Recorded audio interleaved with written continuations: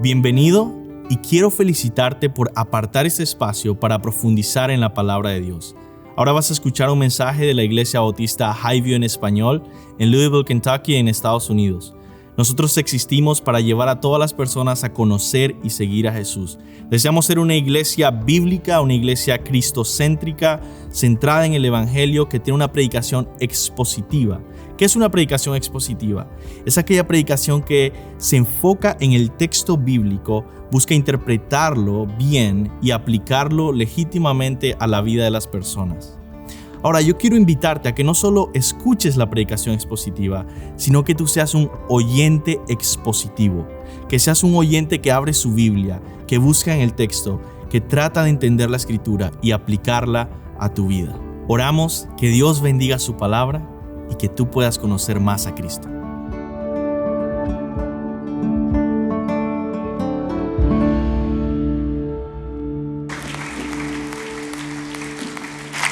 Amén. Pueden tomar asiento y les pido abrir sus Biblias en Juan, el Evangelio de Juan, capítulo 12. Si vienes por primera vez acá a la iglesia, bienvenido. En este tiempo lo que queremos es conocer a Dios mediante el estudio de la palabra de Dios, de la Biblia. Y hemos estado yendo poco a poco a través de el Evangelio de Juan y hoy llegamos a este capítulo, el capítulo 12. Vamos a poder estudiarlo, leerlo, meditarlo para poder ser impactados, transformados en nuestra vida al conocer y seguir a Jesús juntos. Voy a leer unos pocos versículos para comenzar y orar juntos. Entonces, Jesús, 6 días antes de la Pascua, vino a Betania, donde estaba Lázaro, al que Jesús había resucitado de entre los muertos. Qué interesante esto, ¿no? Si viniste la semana pasada, sabes que Jesús acaba de resucitar a alguien que murió y que fue sepultado y estuvo 4 días muerto, Lázaro, su amigo. Y ahora fue encontrarse con él justo una semana antes de la Pascua, donde iba a morir en la cruz. Volvamos a leer el versículo 1 entonces. 6 días antes de la Pascua vino a Betania, donde estaba Lázaro, al que Jesús había resucitado entre los muertos. Y le hicieron una cena allí. Y Marta servía, pero Lázaro era uno de los que estaba a la mesa con él. Entonces María, hermana de Lázaro, tomando unos 300 gramos de perfume de nardo puro, que costaba mucho, ungió los pies de Jesús y se los secó con los cabellos, y la casa se llenó con la fragancia del perfume. Vamos a orar. Señor, tú nos conoces, tú sabes que somos polvo, tú sabes cuán duro es nuestro corazón, cuán ciegos son los ojos de nuestra alma, cuán pronto nos olvidamos de la dulzura de tu palabra. Cuánto, Señor, nos desviamos, cuánto nos afecta las tentaciones y distracciones de este mundo, los ataques del enemigo, Satanás y sus demonios, y especialmente la seducción de nuestra carne pecaminosa, y cuánto nos alejan cada día de ti.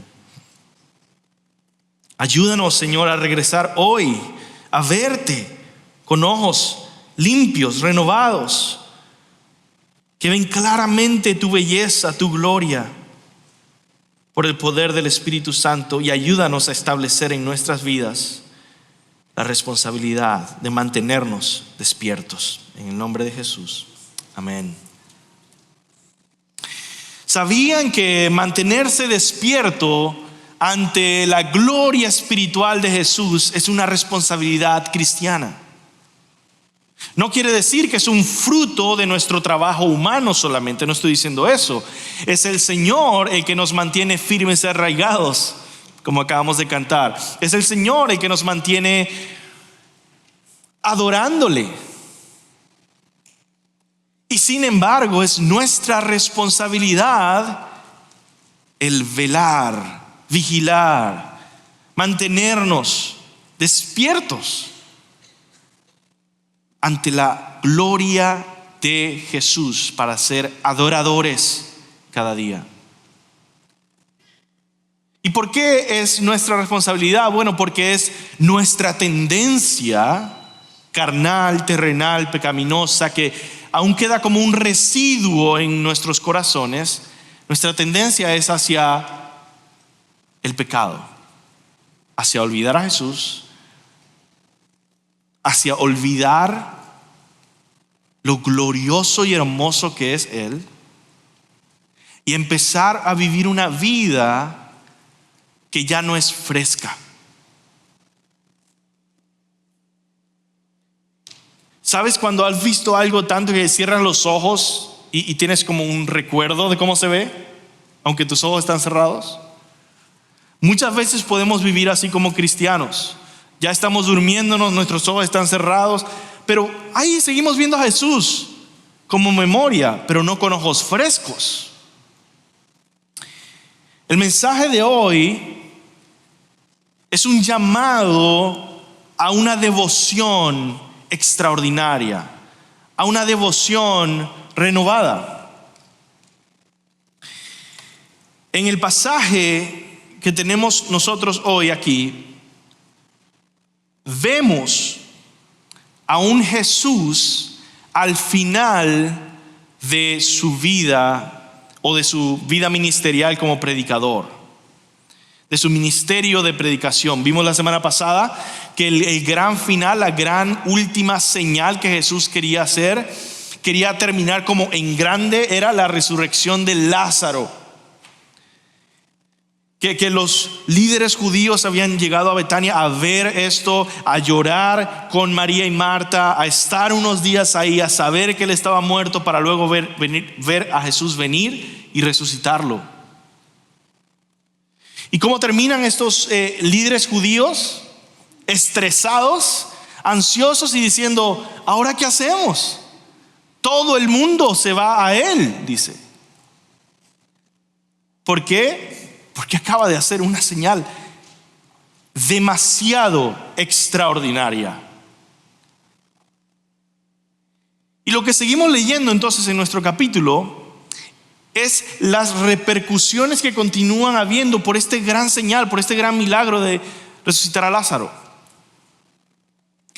Pero sin embargo, ya no vemos a un Jesús predicando a las multitudes. Nos encontramos con un pasaje aquí que es reflexivo, lleno de emociones, y nos invita a contemplar a un Jesús callado justo antes de comenzar su viaje a la cruz.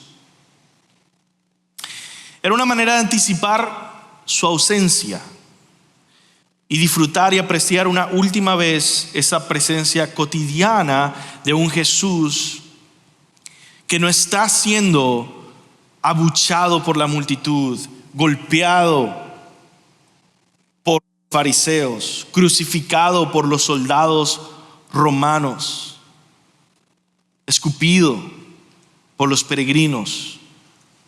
No, es un Jesús en calma, en la serenidad de un día normal, justo antes de que venga la tormenta. ¿Y qué hace? Pues hay una cena. ¿Cuál es la reacción que debemos tener ante este cuadro de un Jesús en silencio antes de ir a la cruz, antes de comenzar la Semana Santa? Solo hay una respuesta adecuada.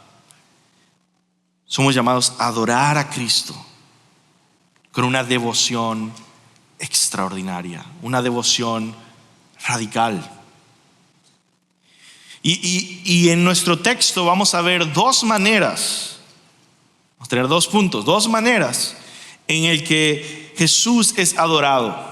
Primero, y el más importante, el que nos va a tomar más tiempo hoy, es que Jesús es adorado por María al derramar perfume de nardo en sus pies. Y el segundo es que Jesús va a ser recibido con cánticos y alabanzas por las multitudes cuando entra a Jerusalén. Esos son los 2 momentos en el que se expresa esta adoración ante un Jesús que en su mayoría está callado, anticipando el comienzo del final, el comienzo de la semana de su crucifixión, la semana de la Pascua. Vamos a comenzar entonces con el primer punto, la devoción extraordinaria de María. Versículo 1 dice: entonces Jesús, 6 días antes de la Pascua,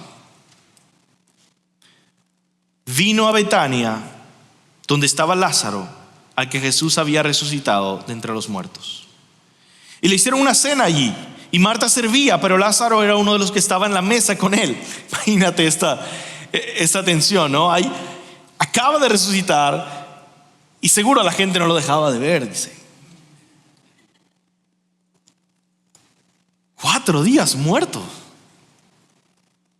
Versículo 3: entonces María, tomando unos 300 gramos de perfume de nardo puro que costaba mucho, ungió los pies de Jesús y los secó con los cabellos, y la casa se llenó con la fragancia del perfume. Y Judas Iscariote, uno de los discípulos que lo iba a entregar, dijo: ¿por qué no se vendió este perfume por 300 denarios y se dio a los pobres? Vamos a ver entonces este texto, ir viéndolo. Aquí la acción de María se contrasta con la reacción de Judas. Y ven que no estamos hablando de Jesús. Jesús está ahí. Él está siendo contemplado. Él está ahí en su presencia y estamos viendo reacciones. María sirve como un ejemplo para nosotros. Judas sirve como una advertencia para nosotros. Ambos son grupos de sus discípulos, congregados como nosotros estamos ahora, para estar con Jesús. En el centro de todo se encuentra Jesús ahí presente. Vamos a considerar entonces ahora Jesús, primero a María y después a Judas. Mira a Jesús. Él estaba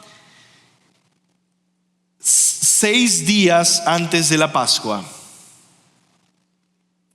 Él estaba ahí cenando. Esa Pascua es el día en el que iba a ser crucificado, en el que iba a cumplir la misión por la que vino. Sabemos que Jesús tenía este plan claro, lo había dicho varias veces. Y ahí está, avanzando, y Él sabe que está a punto de comenzar.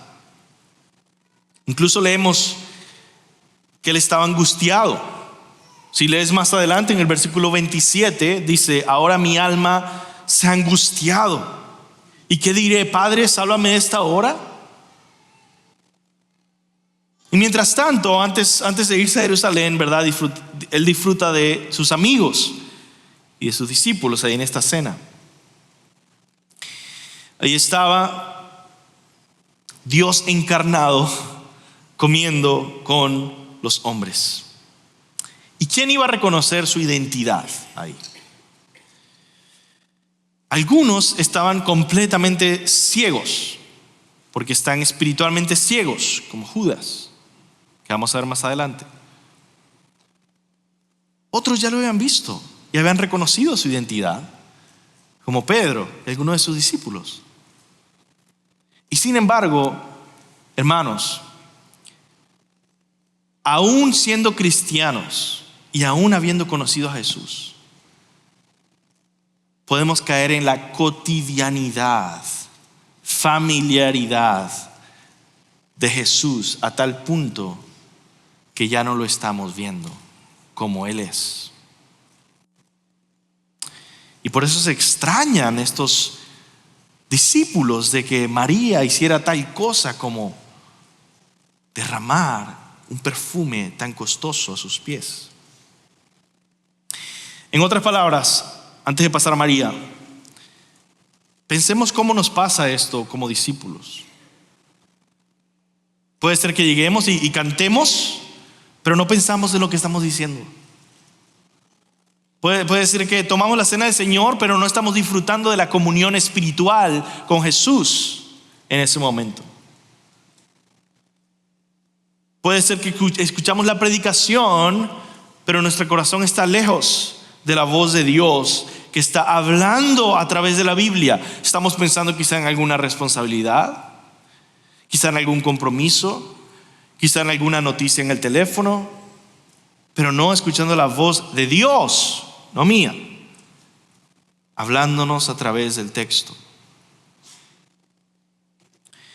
Por eso María, la amiga de Jesús, es un ejemplo que nos confronta, nos recuerda cómo se ve un cristiano con los ojos abiertos verdaderamente ante la gloria de Jesús. Así que vamos a ver a María. Observa a María, versículo 3. Entonces María, tomando 300 gramos de perfume de nardo puro que costaba mucho, ungió los pies de Jesús y se los secó con los cabellos, y la casa se llenó con fragancia de perfume. Si tú investigas el contexto, qué es este perfume y de dónde venía todo esto, aprenderás que el perfume de nardo puro era traído del norte de India y que costaba el salario de un año. Imagínate un perfume de entre 40 a 50 mil dólares. En estos días yo pude ver algunas publicidades, algunas personas recomendando los mejores perfumes, y dije, wow, ¿cómo será comprar un perfume de esta persona famosa que dice que es el mejor que esa persona ha conocido? Y costaba como $300. Compara eso a 40, 50 mil dólares.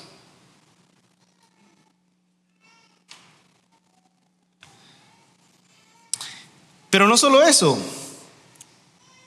el costo, lo cual el texto nos lo dice, costaba mucho, dice el texto, versículo 3. Pero nos dice que eran 300 gramos. Era demasiado perfume. Es equivalente a bañarse con perfume. Ahora, usted ya está pensando en alguna amistad, algún familiar que seguro se pone mucho perfume y se dice, se bañó de perfume esta persona, ¿no? Quizá entra en el carro o entra en un ascensor y dice, wow. Ahora, ¿qué sucede con esa persona? Quizás echó unas 10, ¿no? Quizá 15. Imagínate, cuando se calcula cuánto era 300 gramos, equivale, escucha esto, equivale a echarse 3 o 4 frascos completos de perfume. Completos. De los normales que uno puede tener. Imagínate echarte en todo el cuerpo 4 frascos de perfume. Por eso el texto dice, la casa se llenó con la fragancia del perfume. Ahora, vemos que María probablemente derramó el perfume abundante sobre todo el cuerpo de Jesús. El texto acá nos dice que es en los pies. Pero Marcos, al relatar el mismo evento, también nos habla de la cabeza. Dice así Marcos 14:3: vino una mujer con un frasco de alabastro de perfume muy costoso de nardo puro y rompió el frasco y lo derramó sobre la cabeza de Jesús. Vemos que tanto la cabeza como los pies, como casi todo su cuerpo estaba bañado en todo este perfume muy fuerte. Algunos investigadores, incluso reconociendo algunas prácticas de la antigüedad, dice, realmente no era como en nuestros días que teníamos tiempo para bañarnos todos los días, 2 veces al día o algo así. Realmente no te bañabas todos los días. Y algunos pueden teorizar incluso que de ese tiempo al tiempo donde ya Jesús estaba siendo encarcelado, perseguido y todo eso, que realmente él no pudo bañarse, de tal manera que verdaderamente este perfume le acompañó. Imagínate, llenado de 4 botellas de perfume hasta su cruz. Lo cual tiene sentido porque Jesús dice que ella lo hizo fue para mi sepultura. Porque cuando Jesús muere en la cruz, es la tarde y está pronto a hacer el Shabbat y no hay tiempo para preparar el cuerpo. Rápidamente lo ponen en una sepultura y tienen que irse a guardar el día de reposo. Aunque veremos más adelante que sí hay una cierta preparación, que especialmente Nicodemo y otros preparan con mirra a Jesús después de morir. Pero es una teoría interesante, no podemos confirmarla completamente o no. Pero con 4 envases de perfume en tu cuerpo, algo debe quedar. ¿Y qué aprendemos de todo esto, hermanos? La adoración de María para con Jesús fue extravagante, extraordinaria, radical. Escandalizó a los que lo vieron a ella adorar a Jesús de esta manera. Se ofendieron algunos, especialmente Judas. Y ese es el punto de su ejemplo de María, que su adoración fue extraordinaria. María entonces sirve como una persona ejemplar para nosotros. La reacción apropiada ante Jesús es extraordinaria porque Jesús es extraordinario. Entonces, ¿cómo vas a reaccionar tú ante este texto, ante esta primera enseñanza que tenemos, especialmente el ejemplo de María? ¿Qué harás ante el desafío de que tú debes tener una devoción extraordinaria? ¿Hay algo a lo que debes renunciar hoy? Como ella renunció a este perfume que probablemente, dicen algunos, que siendo tan costoso, pues ella no pudo comprarlo sola. Probablemente era una herencia familiar de muchas generaciones.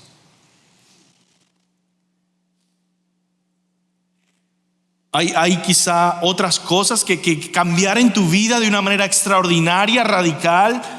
Hay algo que modificar en tus prioridades, en tu agenda, en tus actividades, en el deporte, en los pasatiempos, en el trabajo. Hay responsabilidades a las que debes decirle no para decirle sí a Jesús y empezar a vivir una vida diferente. ¿Hay alguna relación con alguien que debes definir bien o cortar o reconciliar? ¿O debes casarte? ¿O debes cortar una relación pecaminosa que está tomando el lugar de Cristo en tu vida? Tú sabrás. Pero el cristiano debe expresar esa devoción y entrega radical, extraordinaria a Jesús. Jesús dice: el que quiera seguirme, tome su cruz y sígame. La cruz es el lugar donde mueres, y mueres torturado.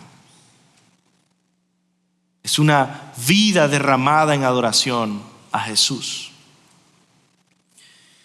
Entonces tu vida debe tomar un rumbo claro, directo hacia Jesús.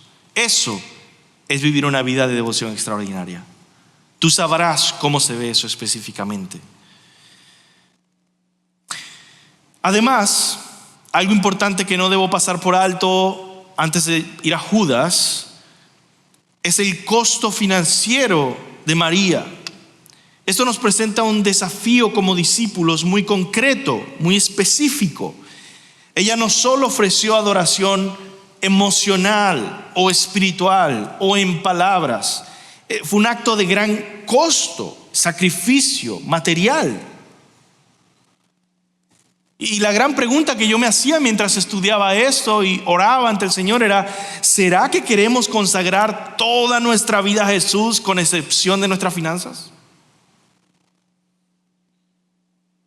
Y dice: no, esto me pongo incómodo. Dice: no, esto no se toca.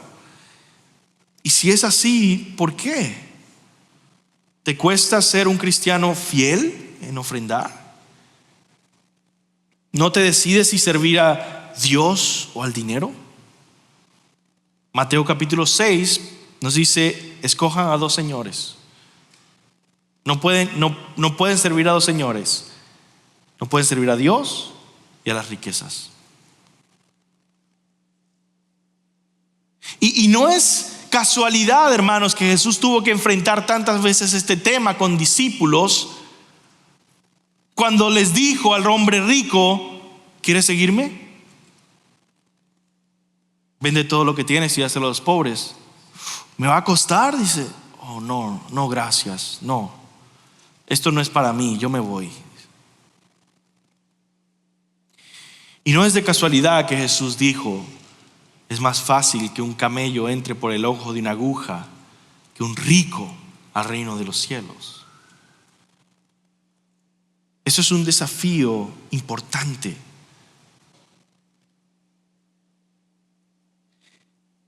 Es unas cadenas que aprisionan las almas en esta tierra y no les dejan vivir en devoción radical para Cristo. Yo mismo, mi propia historia es una historia de un cristiano que amaba al Señor Jesucristo, pero no lograba someterme gozosamente al mandamiento de ofrendar en mis primeros años de cristiano. A tal punto que un día yo decía: bueno, quizás se lo doy directamente a alguien pobre. Y estaba buscando cualquier manera, mi carne y el mundo, en fin, cualquier manera de sentirme bien, siendo generoso, pero excluyendo a la iglesia, siempre. ¿Qué pasa aquí? Y me di cuenta, algo está muy mal. Y especialmente me di cuenta una vez que estuve saliendo de mi trabajo. Yo trabajaba en una farmacia en Venezuela y estaba dándole dinero a alguien que estaba en la calle, y unos compañeros de trabajo, que ninguno era cristiano, me ve, y ya después al siguiente día me dice: wow, mira, fue increíble verte darle ese dinero a los pobres y todo eso, ¿no? Y ahí fue que yo me di cuenta: ¿sabes qué? El mundo puede aplaudir que yo le dé directamente el dinero a alguien pobre. ¿Sabes cómo va a reaccionar mis compañeros de trabajo si yo estoy ofrendando en la iglesia? ¡Qué tonto eres! Con insulto, con burla. El mundo no quiere que vivas de la manera en que la palabra dice que vivas. No quiere. Hay una lucha que es ayudada por todos nuestros enemigos, tanto la carne como el diablo como el mundo, con que nos desviemos algo para no vivir de una manera bíblica. Vamos bien, dice. Y debemos tener discernimiento y decir: no, la palabra del Señor es muy clara. ¿Hay toda clase de estafadores? Sí, vamos a verlo en el siguiente subpunto, que es Judas. Pero estamos en María, y María quiere darnos un buen ejemplo de un cristiano que nos desafía a adorar de una manera extraordinaria, y eso incluye muchas veces costo. Y eso vemos en nuestro siguiente ejemplo, que es Judas. Judas ejemplifica a aquel discípulo que está escuchando la palabra de Jesús, pero realmente vive para el dinero. ¿Ven eso? Judas estaba ahí. Judas nunca dejó a Jesús. Vimos en el capítulo 6 cuando muchos de los discípulos cercanos de Jesús lo dejaron porque estaban escandalizados de sus enseñanzas. Judas no lo dejó. Judas seguía ahí. Y no solo eso, Judas era de confiar a tal punto que le dieron la administración del dinero, como vamos a ver en nuestro texto ahorita. Si tú tienes un grupo, ¿no? Vamos a poner un equipo de fútbol para hacerlo más. Vamos a hacer un equipo de fútbol, tenemos 11 personas y decimos, ¿a quién le damos la administración del dinero para este campeonato? ¿A quién vas a elegir? Quizá una de las personas que sea más confiable. Ese es Judas. Pero él nos ejemplifica a aquel que está escuchando la palabra de Jesús. Él está ahí, quizá le está involucrado, pero realmente vive para el dinero. Veamos versículo 4 en adelante. Judas Iscariote, uno de sus discípulos que lo iba a entregar, dijo: ¿por qué no se vendió este perfume por 300 denarios y se los dio a los pobres? Pero dijo esto no porque se preocupara de los pobres, sino porque era un ladrón. Y como tenía la bolsa del dinero, sustraía de lo que se echaba en ella. Entonces Jesús dijo: déjala, para que lo guarde para el día de mi sepultura. Porque a los pobres siempre lo tendrán con ustedes, pero a mí no siempre me tendrán. Esto es muy importante para el mensaje de Juan, una y otra vez, de que Jesús es Dios. La Biblia nos llama a amar al prójimo. Y si este dinero se podía usar para ayudar a los pobres, para amar al prójimo, ¿cómo es que Jesús está bien con que no se use para eso, sino para adorarlo a Él?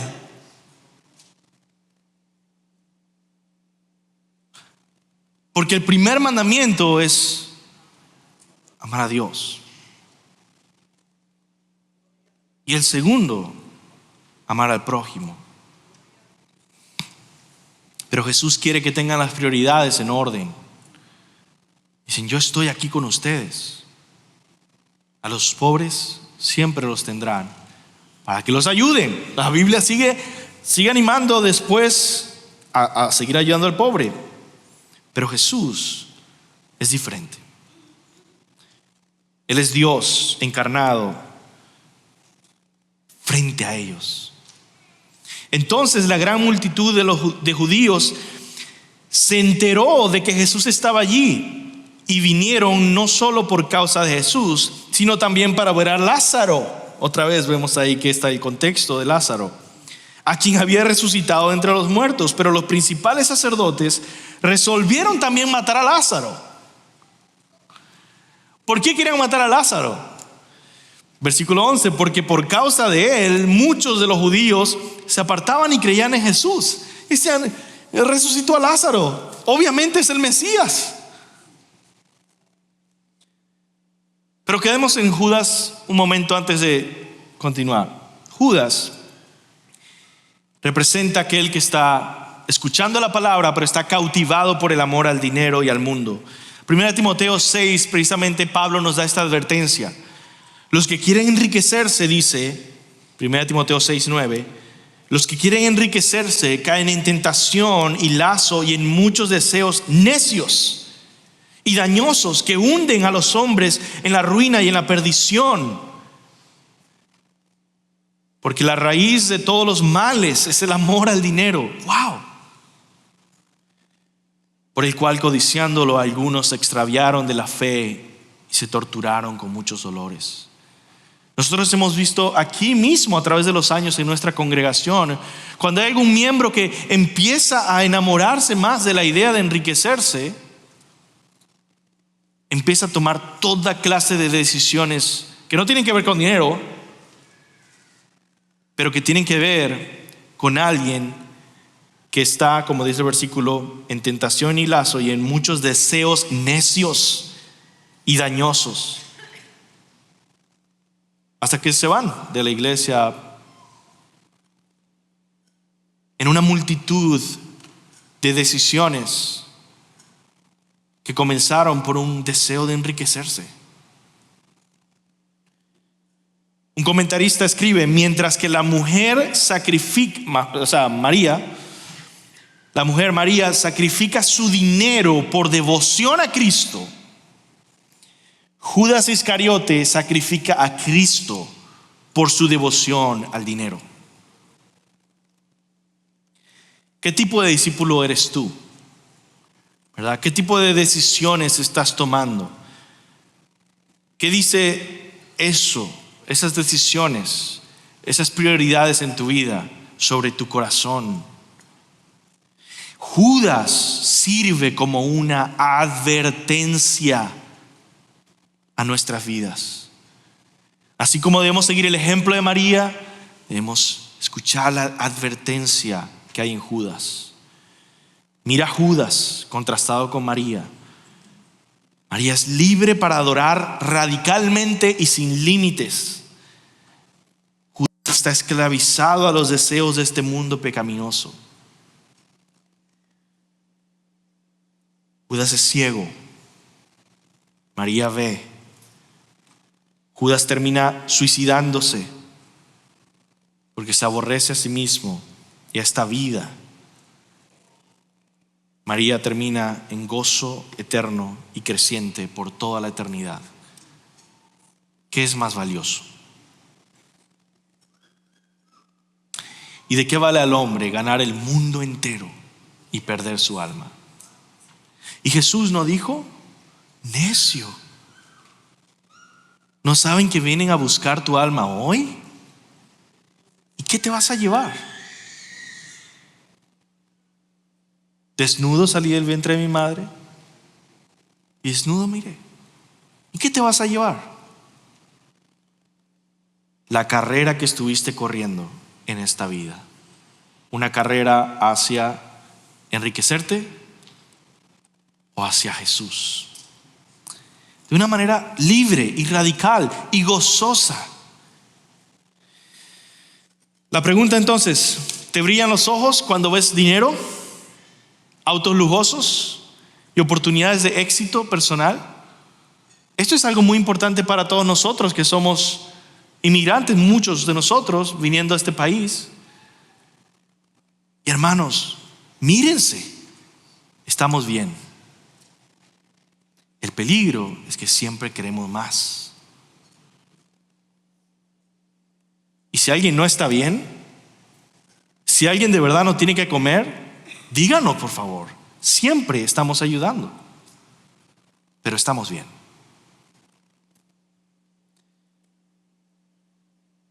¿Será que nos brillan los ojos cuando vemos estas oportunidades de enriquecernos, de éxito?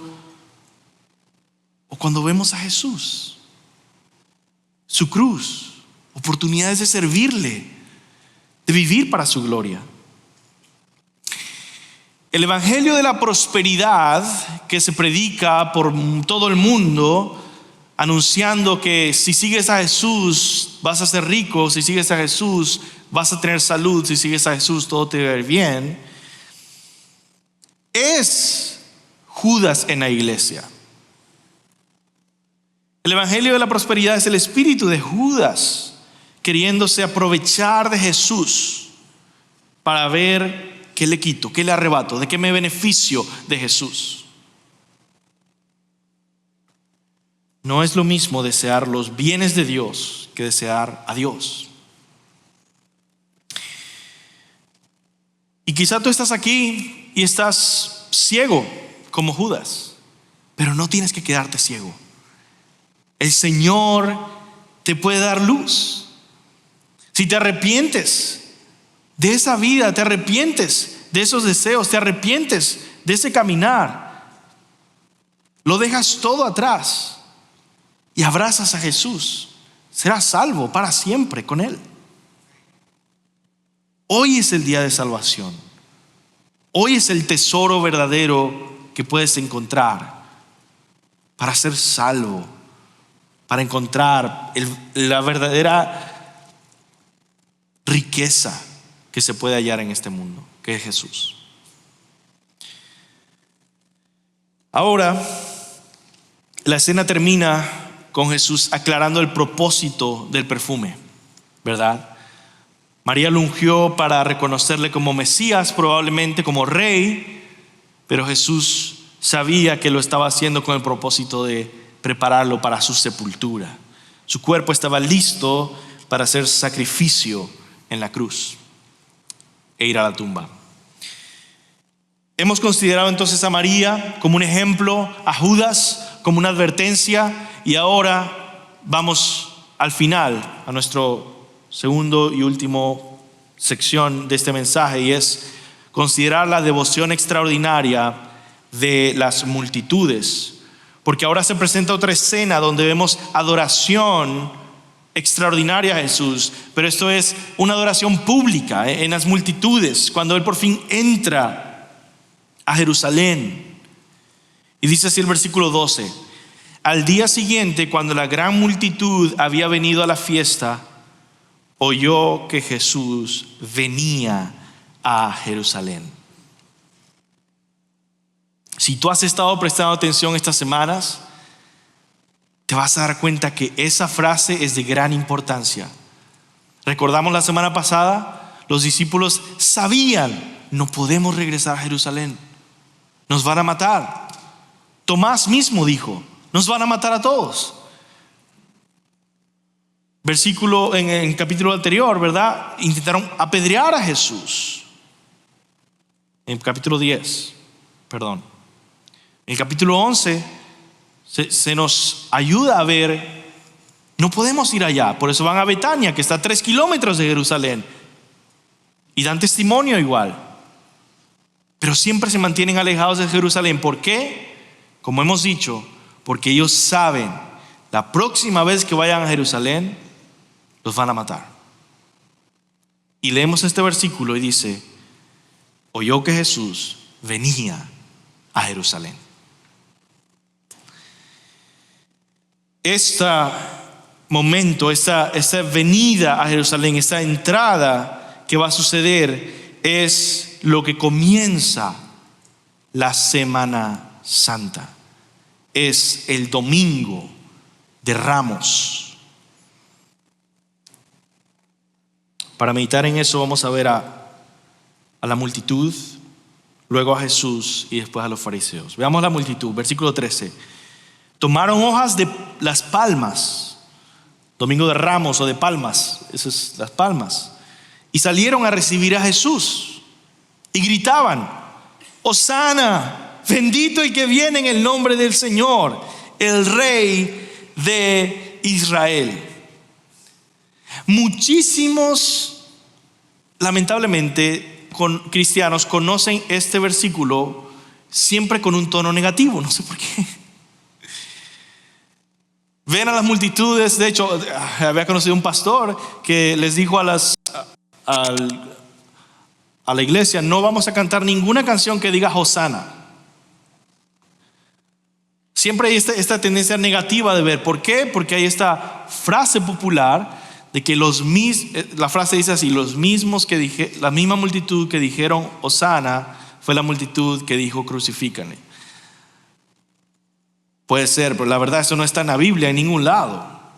Y cuando nosotros estudiamos con cuidado este texto, nos damos cuenta de que precisamente lo que los fariseos temían es que las multitudes, por el milagro de Lázaro, estaban creyendo en Jesús. con sinceridad. ¿Quiere decir que entendía por completo quién era Él? Quizá no, pero estaban creyendo en Él y estaban reconociendo que Él era el Mesías. Y eso es lo que leemos en nuestro versículo 13. Tomaron hojas de palmas, fueron a recibir ¿a quién? A Jesús, dice. ¿Por qué fueron a recibir a Jesús? Versículo anterior, porque escucharon que venía a Jerusalén. Eso era una reunión enfocada en una persona, Jesús. Y ellos gritaban, Hosana, que significa sálvanos en hebreo. Y que en ese tiempo básicamente era una celebración de que la salvación ha llegado. Era una manera de celebrar que por fin las profecías antiguas de salvación se habían cumplido. Es lo que dirías si crees que el Mesías ha llegado. Hosana. Y las multitudes dicen, Hosana, bendito el que viene en el nombre del Señor, el Rey de Israel. Ellos celebraban a Jesús como el Mesías, como el Rey de Israel, como el Hijo de David, que Dios había prometido en el pacto con David, que de su descendencia vendría uno que reinaría con un reino eterno, un reino de paz. Por eso a Jesús le llaman Hijo de David. ¿Por qué David? Bueno, deben recordar, no cualquiera podía ser rey en Israel, no cualquier persona de cualquier tribu podía ser rey en Israel. Tenía que ser de la tribu de Judá. No cualquiera podía ser sacerdote, tenía que ser de la tribu de Leví. No solo el rey tenía que ser de la tribu de Judá, pero después fue más específico en decir, tenía que ser del linaje de David. Y vemos que reconocían a Jesús como el Mesías, el libertador. Dios había enviado al Mesías y ellos lo estaban reconociendo. ¿Y por qué lo sabían? Bueno, porque había resucitado a Lázaro. Hijo, todo lo que se dice ya ha quedado confirmado. Este hombre acaba de resucitar a alguien que había estado muerto por 4 días. Ese fue el impacto que tuvo ese momento. Entonces, de la multitud tenemos otro ejemplo del que aprender. Ellos quedaron impactados por el milagro de Jesús y alabaron públicamente al Señor a tal punto que fue incómodo y fue ofensivo para aquellos que lo escuchaban. Es que gritaron Hosana. En los otros evangelios se narra con otros detalles. En Marcos, por ejemplo, dice, bendito el reino de nuestro padre David que viene, Hosana en las alturas. Y en Lucas 19 dice, cuando ya se acercaba junto a la bajada del monte de los olivos, toda la multitud de discípulos regocijándose comenzó a alabar a Dios. Fíjate que era la multitud de discípulos, ¿no? Alabar a Dios a gran voz por todas las maravillas que habían visto, diciendo, bendito el Rey que viene en el nombre del Señor, paz en los cielos y gloria en las alturas. Entonces algunos fariseos de entre la multitud le dijeron, Maestro, reprende a tus discípulos. Pero él respondió, le digo que si estos se callan, las piedras clamarán. La lección que aprendemos es que alabar públicamente a Jesucristo es una reacción natural de percibir la gloria y la identidad de Jesús. En otras palabras, es imposible percibir a Cristo correctamente y no responder en devoción extraordinaria, en devoción radical. Y eso va a ofender, por supuesto, a los enemigos de Cristo. Pero en segundo lugar, no solo vemos a las multitudes y lo que podemos aprender de ahí, pero vemos a Jesús mismo. Versículo 14, Jesús, hallando un asnillo, un pequeño asno, un pequeño burro, se montó en él. Como está escrito: no temas, mira, Sión, he aquí viene tu rey montado en un pollino de asna. Sus discípulos no entendieron esto al principio, pero después, cuando Jesús fue glorificado, entonces se acordaron de que esto se había escrito de él y de que le habían hecho esas cosas.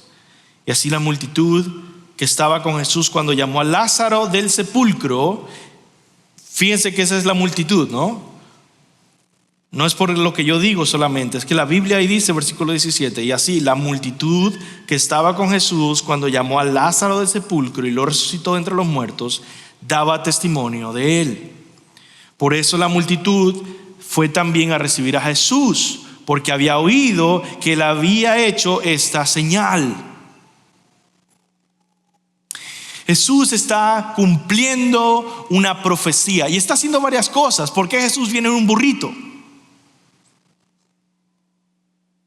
Bueno, por varias cosas. Primero, porque la expectativa que había entre todos los judíos, incluso en María, incluso en los mejores discípulos, era que Jesús, como Mesías, iba a ser un rey político que iba a vencer al imperio romano.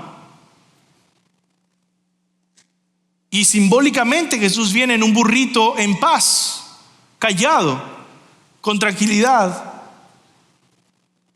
dejando ver un poco cuál era su misión humilde de su primera venida. En segundo lugar, Jesús está cumpliendo una profecía mesiánica de Zacarías 9:9. Zacarías 9:9 dice: alégrate mucho, hija de Sión, da voces de júbilo, hija de Jerusalén. He aquí tu rey vendrá a ti, justo y salvador, humilde y cabalgando sobre un asno, sobre un pollino, hijo de asna. Jesús venía como un príncipe de paz, pero vendría después en un caballo, con una espada, para juzgar a las naciones en el libro de Apocalipsis. Vemos que su primera venida entonces vino en humildad, en humillación, como Salvador, a ser el Cordero. Ahora, el mensaje que sacamos de acá es claro. Él vino como Mesías, como príncipe de paz, como Salvador. Y solo quiero que medites en eso por ahora. Él vino por nosotros. El profeta está diciendo: hija de Sión, regocíjate. ¿Por qué? Porque tu rey viene. Y hermanos, Jesús vino. Y Él vino por ti. Tu rey vino. Tu Salvador vino. El Señor vino por ti. Los fariseos no reconocen esto, sino que se oponen. Versículo 19. Entonces los fariseos se decían unos a otros: ¿ven que ustedes no consiguen nada? Miren, todo el mundo se ha ido tras él. ¿Qué quiere decir esta pregunta? ¿Ven que todo lo que ustedes están haciendo no tiene un efecto físico, práctico? No lo están deteniendo. Nomás hablan, nomás se quejan, nomás le están diciendo a la gente: hey, no lo sigan. Nomás están tratando de hablar con él. Hay que hacer algo, hay que intervenir físicamente. No están logrando nada. Y el mundo se ha ido tras él. Los fariseos representan a las personas que están ciegas espiritualmente y se oponen al evangelio y a Jesucristo. Fíjese eso, después de ver todos los milagros de Jesús, de escuchar las enseñanzas de Jesús, de ver su integridad, de ver su amor, lo rechazan. ¿Verdad? Jesús está andando frente a ellos en silencio y mientras tanto está siendo adorado y está siendo odiado al mismo tiempo. ¿En qué lugar estás tú? Adórale, no lo rechaces. ¿A qué bando te vas a ir? Solo hay dos, y créeme, Tú puedes pensar que estás en un tercero, pero no existe. O estás con los fariseos rechazando a Jesús en este mismo momento, o estás con los discípulos adorando a Jesús con un corazón sincero. Si estás rechazando a Jesús, que hoy sea el día en el que dices: Salvador, bendito eres, sálvame. El Señor te salvará. En conclusión, somos llamados, hermanos, a una devoción extraordinaria. Y eso va a hacer que otros estén incómodos. Nosotros tendemos a normalizar a Jesús, ¿verdad? Pero deja que el texto de hoy te impulse a hacer algún cambio, a rededicar tu vida, si lo quieres poner de esa manera, a venir de verdad con todo lo que eres, a decir: Señor, yo quiero tener una devoción radical, una devoción extraordinaria, a hacer cambios reales, a entregar tu vida, a arrepentirte de tus pecados, a reacomodar y alinear la manera en que vives. Lo bueno es que seguimos a un Salvador que ha cumplido la ley, que murió en la cruz y que nos ha dado gracia sobre gracia, y que cuando Él te invita a cambiar, lo hace quitando tus cargas. Qué manera tan hermosa de rededicar tu vida. No tienes deuda, no tengas vergüenzas, no tengas culpas. Jesús las tomó. Vive en obediencia. Eso es una manera hermosa de caminar con Jesús. Así, mi oración sincera para ustedes, hermanos. Estaba escribiendo esto y decía: mi Dios, te pido que ellos puedan tener un amor más grande de lo que yo tengo, que puedan vivir vidas más devotas y radicales para tu gloria que la que yo vivo. Que ellos puedan percibir más de Cristo, de su amor sacrificial, del poder de su resurrección, de lo que yo puedo percibir, para que así te amemos con una devoción extraordinaria y muy costosa. Vamos a orar. Señor, escucha esa oración, Dios. Solo tú puedes abrir nuestros ojos. Solo tú puedes obrar en nuestras vidas para que te amemos con devoción extraordinaria, Señor. Te pido, sé con nosotros, con nuestra iglesia, para que vivamos para tu gloria, y salva, Señor, a tus escogidos, en el nombre de Jesús. Amén.